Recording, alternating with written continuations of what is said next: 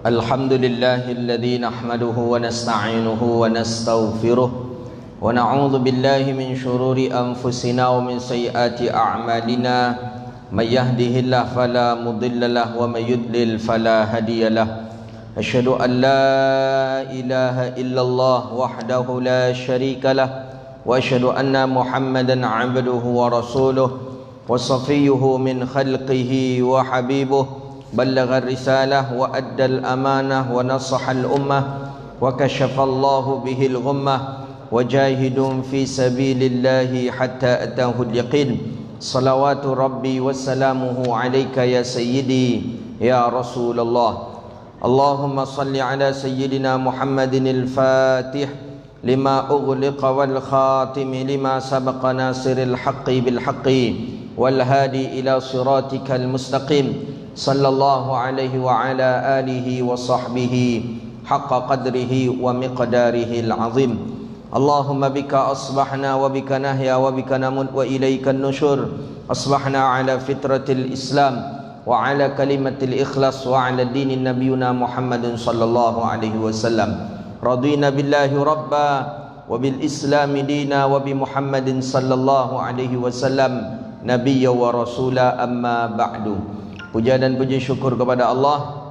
Alhamdulillah, di waktu yang mulia ini Allah izinkan kita bisa duduk di rumah Allah, bisa melaksanakan salat fardu subuh berjamaah dan dilanjutkan pula dengan majlis ilmu. Mudah-mudahan nikmat yang seperti ini Allah selalu dan senantiasa memberikannya kepada kita sampai kita meninggal dunia. Amin ya rabbal alamin. Salawat dan salam kepada Nabi yang agung, Nabi yang mulia, Rasulullah Muhammad sallallahu alaihi wasallam. Allahumma salli wa sallim ala sayyidina Muhammadin tibbil qulubi wa dawaiha wa afiyatil abdani wa shifaiha wa nuril absari wa diyaiha wa ala alihi wa ashabihi bi'adadin kulli ilmillah ya rabbal alamin. Bapak Ibu yang dirahmati Allah, subuh ini kita membaca beberapa hadis Nabi tentang al-munhiyat fil ibadah. Ada hadis-hadis Nabi yang perintah, ada berupa larangan. Perintah seperti apa perintah hadis Nabi? Kita melakukan yang sunnah-sunnah. Ada pula hadis Nabi minal munhiyat, larangan. Hadis ini insyaAllah akan kita bahas larangan-larangan tapi di dalam ibadah. Ada beberapa hadis yang insyaAllah kita kedepankan nanti 20 hadis. Berapa hadis yang kita baca nanti kita tengok. Mungkin 3 hadis atau 5 hadis, kemudian kita cari waktu lain nanti untuk kita lanjutkan lagi. Tapi ini adalah al-munhiyat fil ibadah. Ini larangan dalam beribadah. Jadi Nabi ada yang melarang seseorang melakukan sesuatu di dalam ibadah, ada yang Nabi suruh seseorang di dalam ibadah itu. Di antaranya hadisnya pertama, an Abi Hurairah radhiyallahu taala an. Hadis riwayat daripada Abi Hurairah.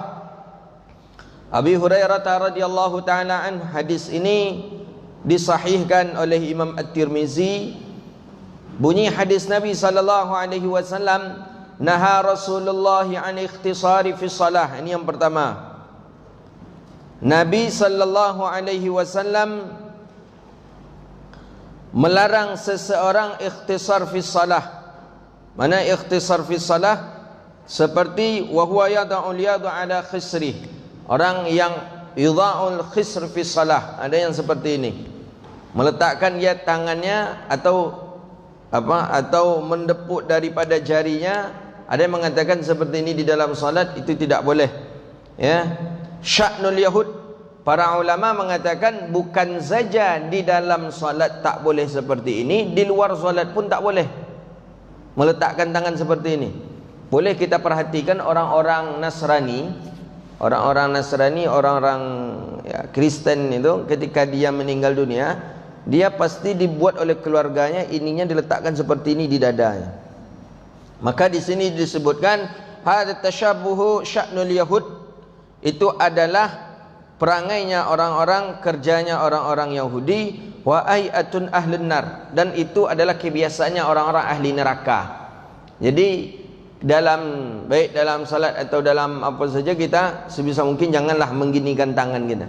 Saya masih ingat dulu dipukul oleh Syekh saya namanya Profesor Dr. Muhammad Syarif ketika di Mesir. Jadi ini ujian terakhir nih, ujian terakhir. Jadi ujian terakhir nih kalau lulus, kalau bagus nilai, insya Allah lulus bisa pulang ke Indonesia. Waktu itu di Mesir. Yang menguji saya Syekh yang paling killer lah kalau bahasa orang sekarang. Itu kalau pokoknya payah senyumnya Syekh tadi. Namanya Syekh Muhammad Syarif. Apakah beliau masih hidup atau tidak, tak tahu saya. Tapi beliau guru besar hadis di Universitas Al-Azhar. Jadi ujian-ujian lisan, duduk saya di depan beliau, ini saya, itu beliau, berhadap-hadapan dengan profesor tadi. Jadi tangan saya, kita kan biasa kita tangan kita selingkan seperti ini. Biasa kita membuat tangan kita seperti ini kan biasa ini. Tidak ada masalah. Jadi ketika saya seperti ini, beliau pukul tangan saya. Saya tak tahu apa salah saya, dia pukul. Beliau pukul. Jadi kita bilang, lepas katanya. Lepas, saya tetap aja tak faham saya. Apa yang dilepas tu tak faham saya.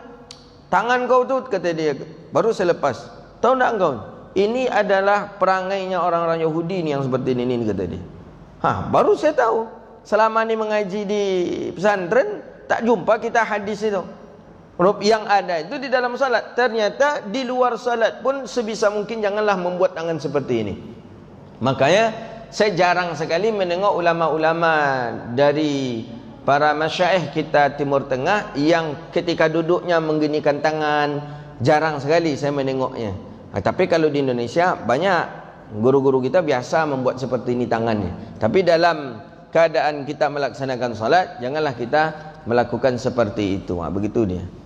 Ya, itu hadis yang pertama. Hadis yang kedua tentang munhiyat. Kita tentang larangan aja kita baca hadis ini. Ini memang khusus tentang larangan saja. Hadis tadi itu hadis sahih. An Samrah bin Jundub, ini sahabat Nabi SAW, namanya Samrah. Hadis ini juga sahih. Ini yang kedua larangan Nabi. Naha Rasulullah SAW an iqa'i fi salah. Nabi SAW melarang seseorang duduk iqa' fi salah, iqa' di dalam salat. Seperti apa duduknya iqa' di dalam salat itu? Seperti duduknya iqa'. Iqa' ini macam mana caranya ya? Wa huwa qu'udu 'alal warqa'i warqin nasiban fakhizai. Jadi dua paha kita, kemudian kita apa ya, macam dia kita duduk di dalam salat ini biasanya duduk ketika duduk antara dua sujud. Duduk di antara dua sujud, kita duduk tapi tangan kita bukan ke paha kita buat, tapi ke belakang kita buat macam ni. Tapi kita duduk tasyahud atau duduk di antara dua sujud. Saya contohkan, dalam salat tak boleh duduk seperti itu. Duduk iqa'. Iqa' itu duduknya, ini jarang, kadang orang kita banyak terbuat kadang. Ini di dalam salat, di luar salat tak boleh. Iqa'. Ini biasa kita ini kan. Ini tak boleh, Nabi melarang ni. Hadisnya sahih dari Samrah bin Jundub, duduk iqa'. Ini tak boleh ni duduk iqa'. Duduk seperti ini. Jadi iqa'. Jadi kenapa tak boleh duduk yang seperti ini? Duduk iqa' ini adalah termasuk duduknya orang yang sombong. Iqa' di dalam salat. Atau di dalam salat iqa' lagi, katanya iqa' itu seperti macam ni duduknya. Tapi orang kita kadang biasa dia, tapi Nabi tak pernah melakukan ini. Dan Nabi melarang.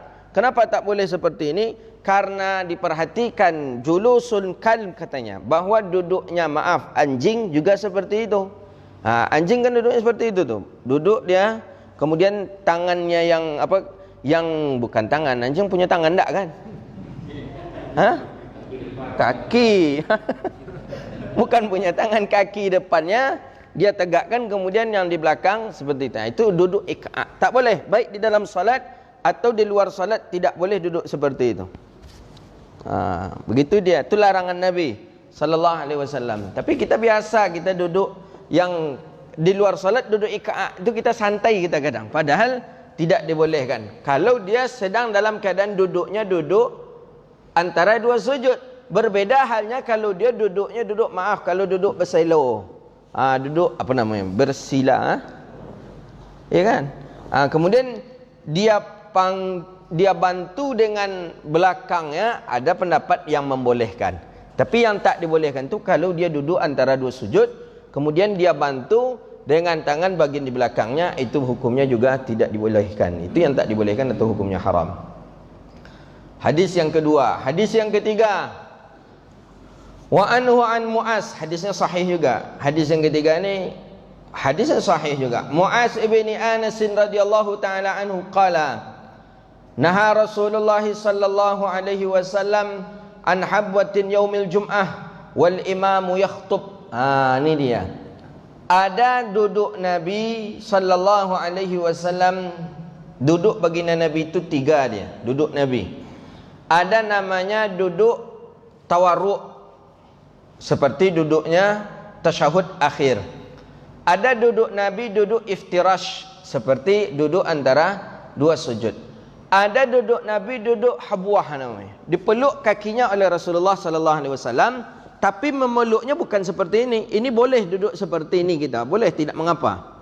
Maka orang Arab kalau kita perhatikan, mendengarkan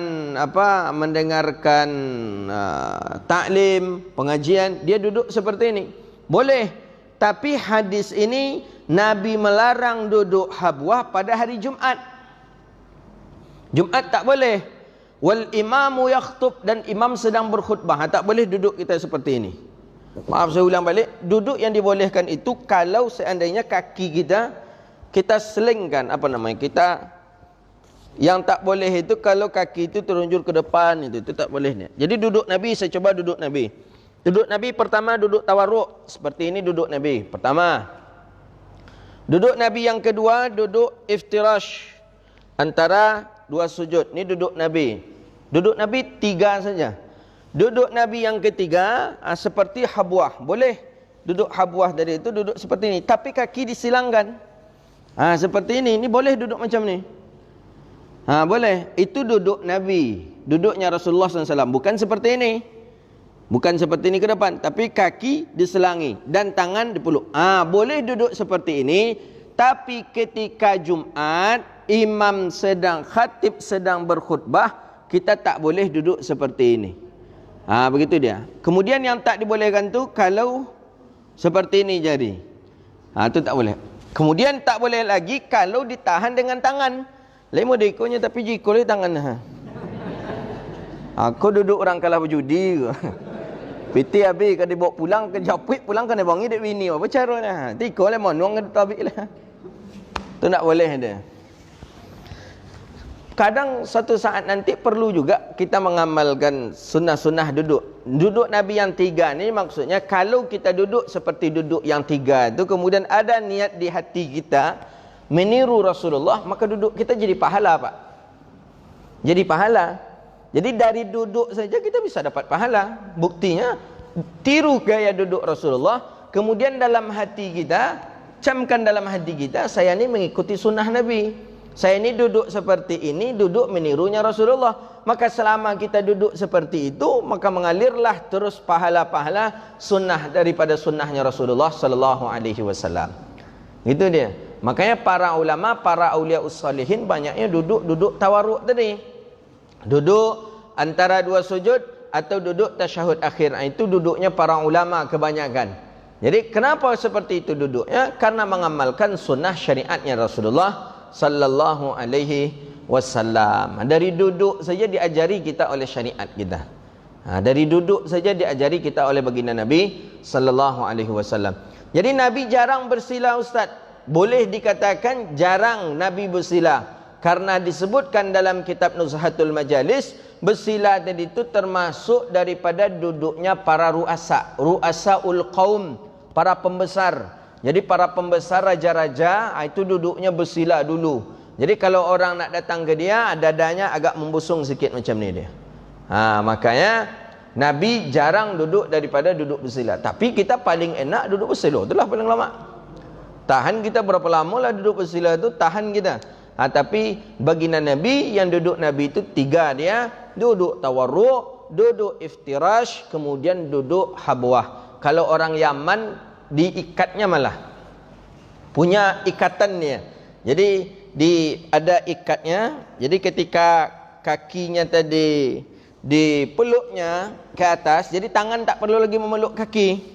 Jadi setelah seperti ini kakinya, dipeluklah, diikatlah lutut tadi. Itu orang ahli Yaman itu. Saya tengok, saya perhatikan, orang Makkah, sebagian para masyayikh Makkah mengamalkan juga. Setelah diikat, dilepaskan. Ikut tahan lama. Tahan lama ini. Ini tak ada sandaran, tak ada. Sandaran tak ada. Ini tahan lama. Ini duduk habwah juga namanya. Tangan tak perlu lagi. Nak macam ni, nak apa. Karena ini sudah kuat ni. Tu duduknya orang ahli Yaman. Para ulama Yaman saya perhatikan. Dan para syekh-syekh yang di Makkah saya perhatikan ketika mengaji. Duduknya seperti itu. Lama duduk berselo tak tahan dia. Duduknya seperti itulah dia. Duduk habwah namanya. Jadi duduk tu ada duduk tawarruk, ada duduk iftirash, ada duduk habwah. Kita pakai salah satu daripada yang tiga. Ada niat di dalam hati ingin mengamalkan sunnah Rasulullah sallallahu alaihi wasallam, maka kita mendapatkan pahala dari baginda, dari Allah Subhanahu wa taala. Itu dia. Jadi Nabi melarang seseorang duduk habwah pada hari Jumaat dan imam sedang khutbah. Berarti kalau tidak sedang khutbah, dalam ceramah saja seperti hari Rabu, hari Khamis, hari biasa, ustaz sedang ceramah, boleh kita duduk seperti itu? Boleh, tidak mengapa. Nabi juga melakukan hal yang seperti itu. Cuman orang kita kan kurang sopan nampak duduk macam tu kan. Orang kita kurang sopan. Kadang awak duduk macam tu, elok-elok duduk katanya. Padahal itulah duduk elok sana itu. Tapi disuruh juga elok-elok kadang. Ya karena tidak sesuai dengan adat di daerah kita, tak terbiasa. Kalau orang Arab biasa dia. Biasa duduk seperti itu, Arab biasa. Tapi kalau orang kita tidak terbiasa duduk dalam keadaan seperti itu. Hadis yang keempat, larangan yang keempat. Aku ditanya cik-cik ku hadis pertama tadi apa punya, tak terkenal oleh ustaznya. Yang keduanya lupanya, yang ketiga sontak kau. Tu lainnya apanya? Apa rasa sama cinta. Dalam pokoknya terang ada kita pernah kita mendengar suatu saat nanti berjumpa kita permasalahan ini, kita ingat, oh ini pernah diterangkan dulu. Ini tak boleh, baginda Nabi melarang, tapi pada hari Jumaat saja. Selain daripada hari Jumaat dibolehkan. Qala naha Rasulullah sallallahu alaihi wasallam. Ini hadisnya sahih lagi. Jadi hadis yang kita baca tiga tadi sahih, masuk hadis yang keempat. Ini hadis dari Abi Hurairah radhiyallahu taala an. Hadis ini dinukilkan oleh Imam Ahmad di dalam musnadnya, Imam Abi Daud, Imam Tirmizi, Imam Nasai dan Imam Ibnu Majah. Naha Rasulullah sallallahu alaihi wasallam an saddalin fi salah wa ayyughatta rajulu fah. Rasulullah sallallahu alaihi wasallam melarang seseorang daripada an suddalin fi salah, menjatuhkan pakaiannya sampai menyentuh tanah, wa ay yughatta rajulan fah. Juga Nabi melarang menutup mulut ketika solat. Ini dia. Berjumpa kita ni yang sekarang sedang pakai masker ini. Ni hadisnya sahih ni. Apa kata Nabi? Kata Nabi an suddalin fis salah. Nabi sallallahu alaihi wasallam dalam hadis melarang kita an suddalin fis salah, menjatuhkan pakaian sampai menyentuh tanah, itu tak boleh. Pakaian dalam, pakaian kita panjang, ketika berdiri sampai pakaian tadi menyentuh tanah, ini tak boleh. Tak boleh, dalam salat tak dibolehkan. Dulu, orang-orang dulu di zaman para sahabat Nabi dulu membedakan antara orang kaya dengan orang miskin di pakaian. Kalau orang kaya pakaiannya panjang ke bawah. Kalau orang miskin pakaiannya ni di atas mata kaki. Tu orang miskin dulu. Kenapa itu membedakan Ustaz? Ya, karena dulu pakaian mahal, baju mahal. Makanya orang-orang yang biasa kehidupannya, yang biasa atau standar saja kehidupan ekonominya, maka dia cukup membeli baju yang pas atau di atas mata kakinya. Sedangkan orang-orang kaya dulu membeli pakaian karena dia mampu, uangnya banyak, dia belilah pakaian yang agak dalam sedikit. Siapa di antaranya? Abu Bakar As-Siddiq. Kemudian timbullah kesombongan daripada orang-orang kaya. Sehingga orang kaya mengatakan, kan, tu baju sianu tu pendek tu karena tak punya duit tu, kata dia. Baju sianu tu pendek karena tak ada uang untuk membelinya. Itulah timbul hadis Nabi. Apa kata Rasulullah? Idzaru tahta ka'baini finnar. Pakaian di bawah mata kaki itu dalam neraka, kata Nabi. Maksudnya siapa memakai pakaian yang di bawah mata kaki, maka dia akan masuk ke dalam neraka Allah. Tapi hadis itu disyarah, dikembangkan oleh ulama lagi. Maksud hadis itu adalah lil khuyala, kalau sombong. Jadi kalau tak sombong tak mengapa, tertutup mata kaki kita tak mengapa kalau kita tak sombong. Jadi tertutup mata kaki, di bawah mata kaki sedikit tak sombong. Tapi kalau sudah terinjak, baru hukumnya haram. Tak boleh.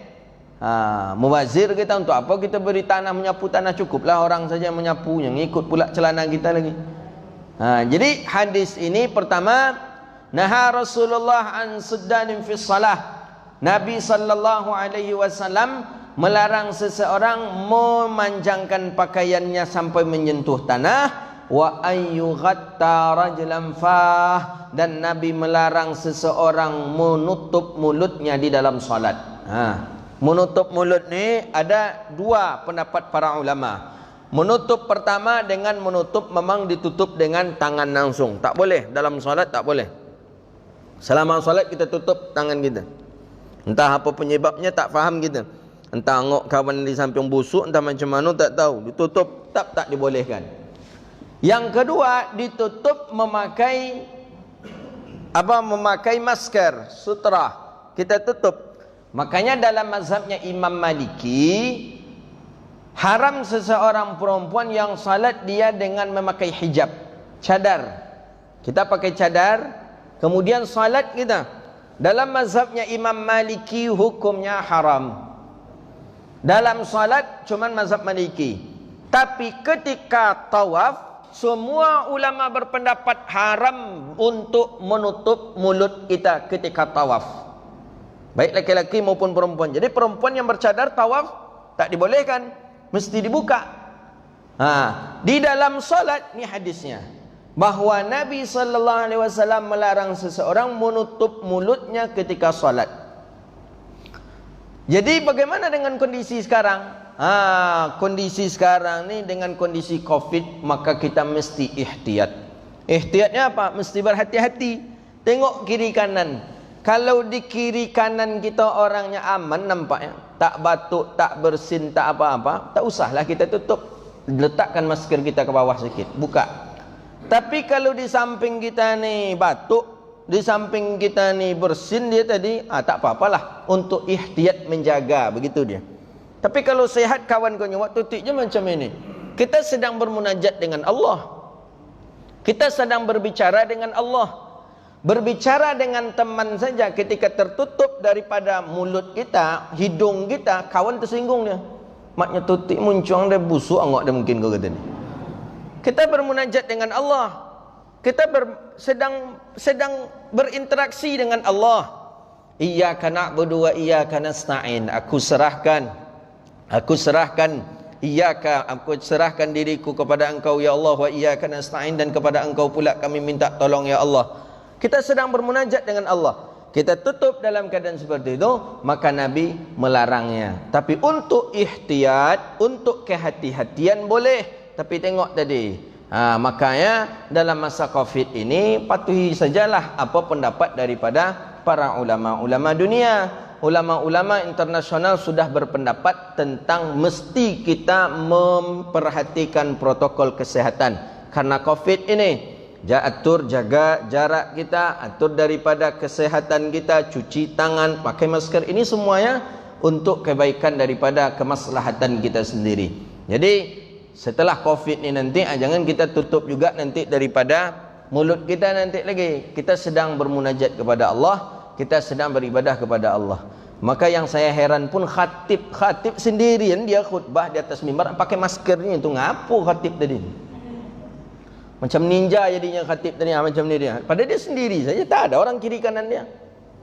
Bukalah sikit dulu, barulah nak berkhutbah lah. Takut dia dengan mic ini, umpamanya mic ini jauhkan sikit letak mic ni daripada kita. Begitu dia. Kita perlu ihtiyat, kehati-hatian itu perlu. Teman, jangan sampai kita terlampau hulu namanya. Hulu tu berlebihan. Kalau dah berlebihan, takut. Takut itu peluang syaitan juga masuk kepada kita. Nak datang ke majlis ilmu, takut kena virus. Takut kita keluar rumah, takut tidak keluar rumah, takut tidak mau interaksi dengan orang. Kalau nak pakai, cari alatnya sudah ada sekarang itu. Pakai alat yang macam dulu orang pakai itu kalau nak memakai mesin rumput saja. Kini kemana-mana boleh dipakai itu dah orang. Kalau pakai mesin rumput baru pakai yang apa namanya, yang di depan itu tu. Kalau mesin rumput, kini tak mesin rumput, dah cakap elok-elok aja, hanya pakai itu je orang gini tu. Mudah-mudahan cepat Allah akhiri bala ini, amin. Allah cepat angkat bala ini, Allah selesaikan corona ini, covid ini, dan Allah sembuhkan orang yang sakit dan orang yang sehat. Hendaknya Allah selalu beri kesehatan dan kekuatan, amin ya arhamar rahimin. Hadis yang kelima tentang munhiyat, larangan lagi. Wa an ibni Amr ibni As, Abdullah ibni Amr ibni As. Abdullah ibni Amr ibni As ni, dia dan ayahnya seorang mujahid, seorang yang berjihad di jalan Allah, dan dia termasuk orang yang menemani ayahnya membuka Mesir. Maksudnya Mesir itu dulu kan agama Mesir, agamanya Fir'aun. Mesir dulu dikenal dengan agama kuno. Kuno itu Mesir. Maka banyak di Mesir itu piramid, banyak di Mesir itu gereja-gereja yang lama. Maka Amr ibn As ini, Amr bin As ini datang ke Mesir, kemudian ya terjadilah peperangan di sana, kemudian Islam menang dan didirikanlah masjid. Nama masjid itu Masjid Amr bin As. Masjid itu sampai sekarang masih ada. Masjid pertama kali didirikan di Afrika. Jadi masjid pertama kali didirikan di Afrika, apa nama masjidnya? Masjid Amr bin As. Dulu nama kotanya kota Fustat. Sekarang namanya kota Kairo. Tapi kota Fustat ini agak di pinggir kota Kairo. Fustat, ada di sana masjid. Nama masjid itu Masjid Amr bin As, masjid yang tertua di Afrika. Ada satu kehebatan masjid itu. Kehebatan masjid itu, malam 27 Ramadan, jamaah yang hadir di masjid itu mungkin sekitar 20.000 orang ada. Buktinya 3 kilo jalan dari masjid itu diisi oleh orang untuk salat di malam 27 Ramadan. Kok malam 27 saja Ustaz? Ya, karena ada imamnya namanya Syekh Jibril namanya. Syekh Jibril itu, Syekh Jibril itu kunutnya 1,5 jam. Kunut witir saja baru itu. Kunut saja dia ada 1 jam, 1 jaman ada lah. Kunut witir Syekh Jibril tadi itu pada malam 27 Ramadan. Oh, orang-orang Arab menangis-menangis dia. Saya sekali saja dapat. Kalau ingin datang kita ke sana, ingin dapat saf di dalam salat, di dalam masjid, mesti datang itu 2 hari menjelang hari H. Jadi 27 Ramadan mesti kita datang ke sana itu di malam di tanggal 25 Ramadan. InsyaAllah dapat di dalam masjid. Masjidnya besar. Besar. Ada 2 kali An-Nur lah besarnya. Oh, lebih kayaknya, tapi masuk daripada kawasannya mungkin sama. Kemudian kalau kita datang pas hari H itu, insya-Allah dapat 2 kilo dari masjid saf kita. Jalan-jalan tu penuh oleh saf. Namanya imamnya Syekh Jibril. Boleh nanti tengok di YouTube, nanti kita coba kunut Syekh Jibril. Masjid Amr bin As tu malam 27 Ramadan. Ini namanya syekhnya Syekh Jibril. Maka senang orang karena yang imam Syekh Jibril. Kalau yang jadi imam Syekh Israel, mungkin tak tolong orang datang ke situ. Dia tidak datang lagi katanya kan. Kau pas salam kau nyimbau kan. Saya nu kalau anak ni macam kan. Dekat maut memang macam mana. Tapi sampai gini alun ada orang menamu Israel tu. Ya, kalau Jibril banyak, Syekh Jibril, teman kita ada Jibril. Israfil ada, saya punya teman namanya Israfil. Kemudian Ridwan banyak, Malik ada. Itu je yang tak ada, Israel. Mungkar satu, nangkir satu. Tu takut orang tu. Kalau adalah nama orang macam tu, mungkin tak ni berkawan dia tu. Naha an Ibni Umar Ibni As. Jadi Abdullah bin Umar bin As ini, Amr bin As, mendirikan masjid tertua di kota Fustat tadi, kota Kairo, sampai hari ini masih ada masjid ini. Qala Nabi sallallahu alaihi wasallam, jadi naha Rasulullah sallallahu alaihi wasallam tahallaq qabla salati yaumil jum'ah. Ini tentang larangan Nabi sallallahu alaihi wasallam di hari Jumat. Naha Rasulullah sallallahu alaihi wasallam tahallaqa qabla salati yaumil jum'ah. Nabi melarang seseorang membuat halaqah. Halaqah ni lingkaran. Jadi tradisi di Arab sampai hari ini masih ada. Setiap kajian itu membuat lingkaran. Majlis ilmu tu ada lingkaran. Jadi pakai lingkaran. Syekh di tengah-tengah duduk. Ini dari sini lingkaran. Datang lagi teman, buat lagi di belakang, lagi belakang, lagi belakang. Nabi melarang itu kalau di hari Jumat. Di hari Jumat Nabi melarang seseorang membuat lingkaran itu di hari Jumat. Kenapa Nabi melarangnya? Karena membuat orang susah dan mengganggu orang yang sedang dalam keadaan i'tikaf dia di dalam masjid pada hari Jumat itu. Maka dilarang membuat halaqah sebelum Jumat. Dan memang jarang orang sebelum Jumat itu membuat halaqah majlis ilmu, jarang sekali. Paling setelah Jumat baru diadakan. Sebelum Jumat jarang sekali. Ada tambahan yang ditambahkan oleh masyayikh. Saya dulu mengaji kitab ini. Saya pernah mengaji kitab ini. Ada catatan kaki yang saya buat. Wa amamatun yajuzu ala syibran adun madinatu syifa. Amamah sarban. Ini lanjutan hadis yang di atas tadi. Sarban itu tak boleh lebih ujung belakangnya ini daripada syibran. Syibran itu sejengkal. Jadi kalau seandainya lebih dari sejengkal, itu sama maksudnya kepada hadis lil khuyala tadi. Sama sebagaimana tak boleh bahwasanya kaki lebih daripada mata kaki, seperti itu juga memakai sorban tak boleh lebih daripada kepala kita melewati bahu, itu lebih daripada sejengkal. Jadi paling panjang itu sejengkal menurut syarahan hadis ini. Tapi kalau lebih lagi sejengkal, ulama berpendapat hukumnya makruh. Begitu dia. Makanya ulama lebih banyak, kalaupun ada lebihnya itu beliau cepat membalikkan ke depannya. Itu para ulama kita tengok yang memang panjang-panjang daripada sorbannya. Kemudian disebutkan di sini juga wardul Madinatu Syifa. Tanah Madinatu Syifa. Hadis yang ke-6. Dapat 6 hadis kita baca, lumayan itu. Satu buah hadis dalam hadis riwayatnya Imam Abi Zar Al-Ghifari sama dengan nilainya 100 rakaat salat. Kalau 6 hadis berarti 600 rakaat salat gitu. Mudah-mudahan diterima oleh Allah. Kadang 600 ni nanti diterima serakaat bulanya. Tapi mudah-mudahan ini bagian dari imbalan amal pahala kita. Wa an Anas bin Malik, ini Anas bin Malik lagi meriwayatkan hadis Nabi sallallahu alaihi wasallam. Anas bin Malik radhiyallahu taala anhu. Anas bin Malik ni orang yang selalu bersama baginda Nabi sallallahu alaihi wasallam. Dan Anas bin Malik inilah yang menengok jenggot Nabi beruban cuman 17 uban. Jadi Anas bin Malik, kenapa bisa Anas bin Malik menengok jenggot Nabi beruban 17?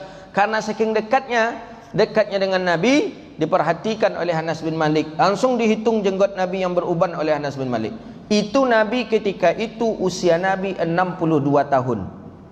62 tahun, ra'suhu, rambut Nabi tak ada uban satu pun. Umur sudah 62 tahun. Rambut tak ada uban. Jenggot Nabi ada uban. Tapi kata Sayyidina Anas bin Malik, uban yang ada di jenggot Nabi itu tak lebih daripada 18 helai saja. Kok bisa dihitung di Anas bin Malik? 1, 2, 3. Kok bisa Anas bin Malik menghitung? Karena dekat. Bayangkan, cuman 18 saja usia Nabi 62 tahun. Kita siapa di siko yang umur 62 tak beruban? Kepalanya. Tidak ada. Itu Nabi. Makanya ada kiai yang dari Jawa tu yang bilang, tak terbayang di otak saya, kata dia, kakek yang usia 50 menikahi seorang anak umur 7 tahun. Dia menghina Nabi ini. Dia menyindir Nabi.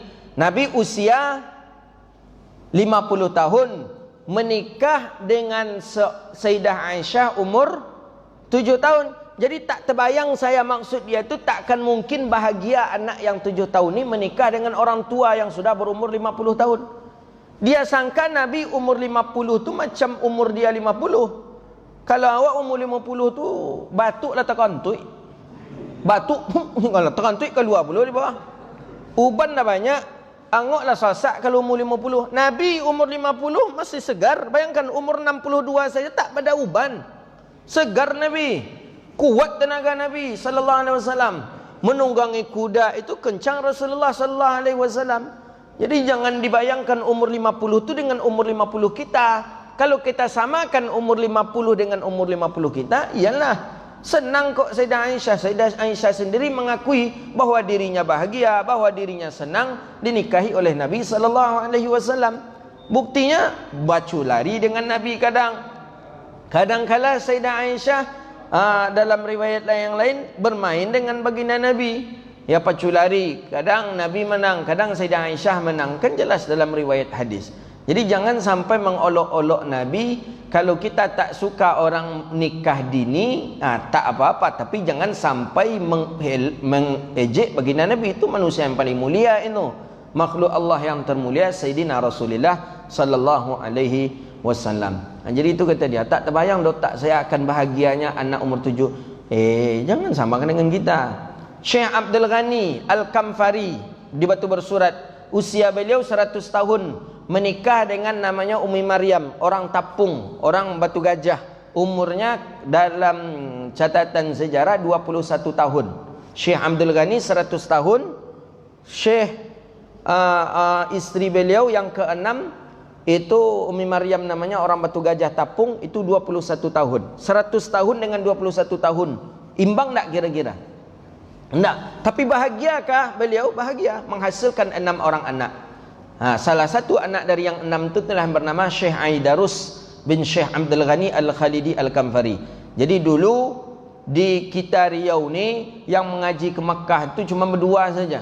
Namanya satu Syekh Abdul Wahab Rokan dari Rokan, yang satunya adalah Syekh Abdul Ghani Al-Khalidi Al-Kamfari dari Kampar. Dua cuman orang Riau. Dulu kan belum ada Riau namanya.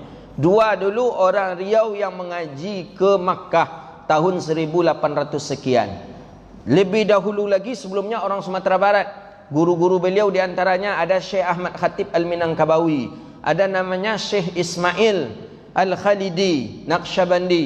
Ini lebih dahulu lagi. Syekh Sa'ad Mungka lebih dahulu lagi daripada Syekh Abdul Ghani. Syekh Abdul Ghani ini 100 tahun usia beliau, menikah kali yang ke-6 dengan Umi Maryam yang usia 21 tahun. Jangan samakan dengan Nabi tadi. Ini orang Syekh Abdul Ghani yang 100 tahun saja masih kuat.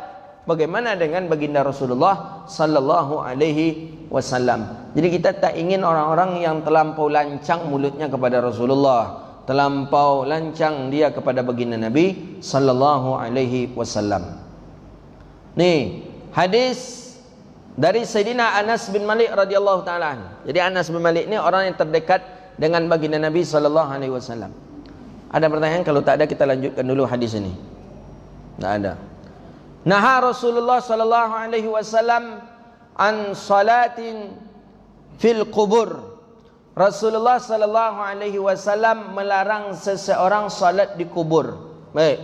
Ini akan kita jelaskan. Apa maksud salat dilarang oleh Nabi di kubur? Salat yang dilarang oleh Nabi di kubur adalah salat yang tidak ada asbab tentang jenazah. Dalam arti kata seperti salat zuhur. Saya salat zuhur di makam mak ajalah, kata kita umpamanya. Mak kita dah meninggal. Salat zuhur kita di makam mak, di kuburan mak, itu tak boleh. Saya salat asar di makam ayah ajalah, kata kita. Tak boleh.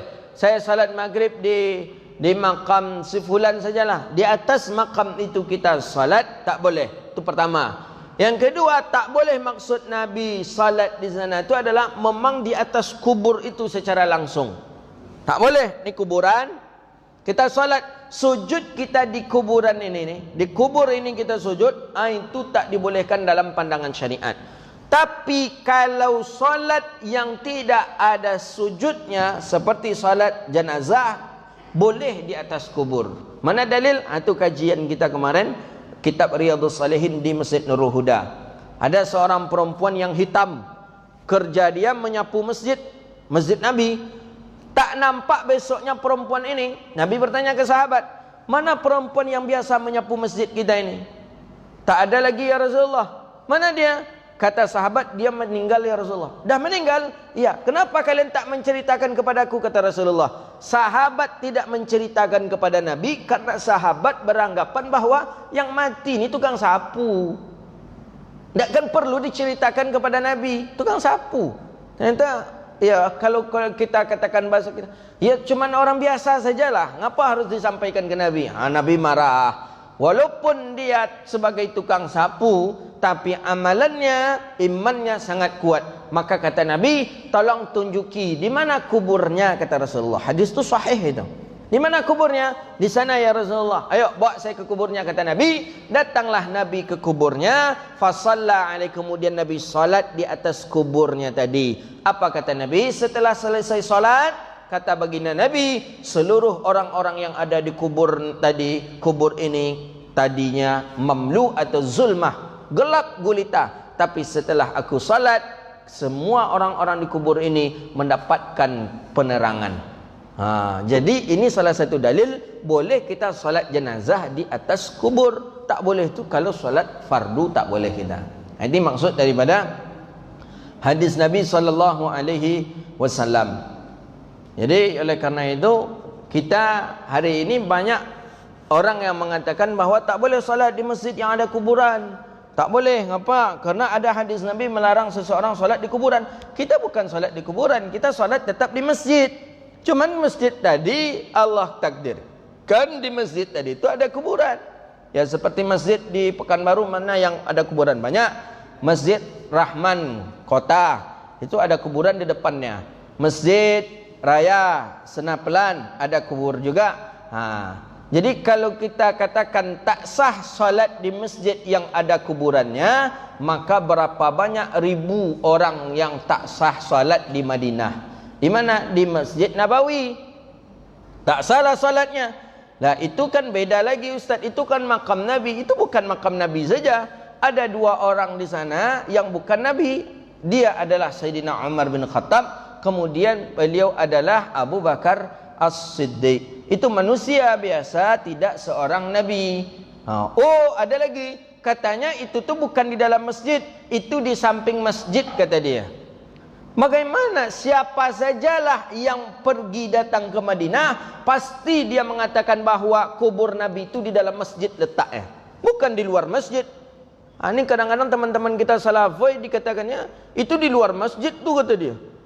Bukan di dalam masjid. Jelas itu di dalam masjid. Bukti di dalam masjid, tengok posisi imam berdiri di mana.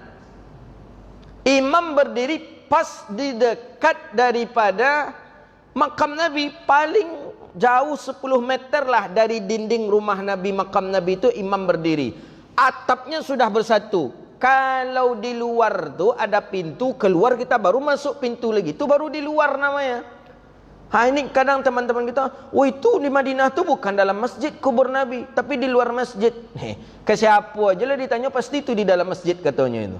Karena tak ada pintu keluarnya. Justru pintu keluarnya di samping kuburnya Rasulullah sallallahu alaihi wasallam. Jadi tidak bisa kita mencari dalil apapun bahwa salat di masjid yang ada kuburan itu tidak sah. Sudah terbukti bahwa di Madinah orang salat di Masjid Nabawi dan orang berkejar-kejar untuk melaksanakan salat di sana. Sehingga di Makkah pun begitu, di antara makam Ibrahim dengan Hajar Aswad pun orang melaksanakan salat, dan itu pun banyak makam dahulunya di dalamnya sebagaimana yang dijelaskan oleh Imam Ibnu Katsir dalam kitab Bidayah wan Nihayah. Inilah kajian kita. Maka larangan-larangan ini perlu kita tinggalkan. larangan-larangan ini dari baginda Rasulullah sallallahu alaihi wasallam. Kenapa Nabi melarangnya?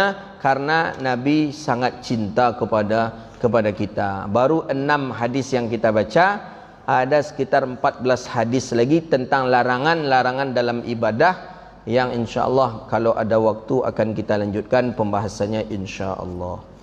Hadza wabillahi taufik. Ada pertanyaan? Tidak ada. Kalau tidak ada itulah mantap tu. Ditanya cik-cik tadi nak ada mana? Ya.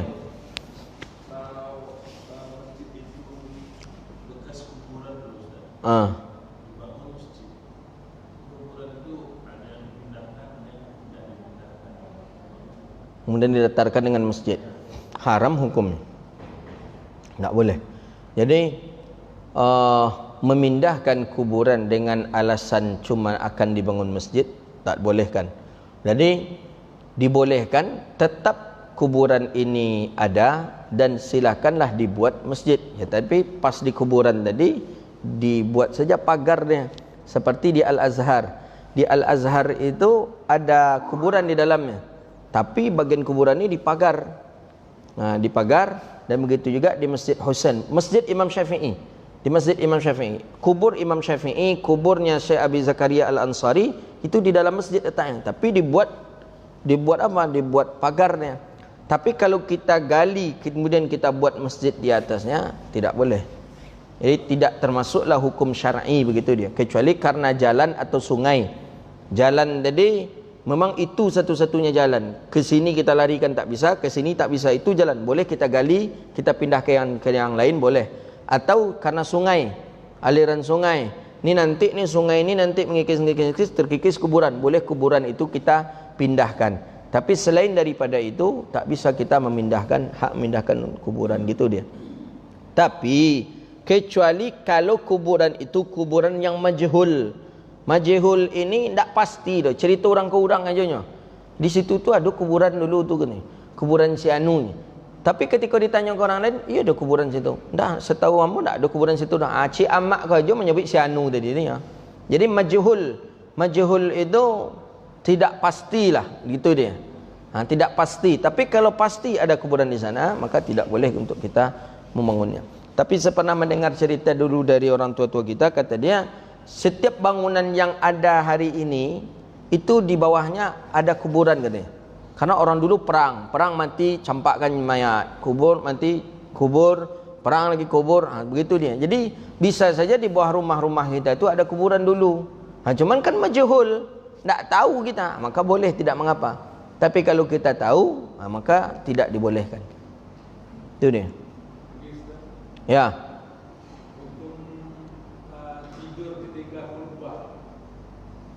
Hukum tidur ketika khutbah itu sudah jelas pendapat ulama mengatakan hukumnya haram.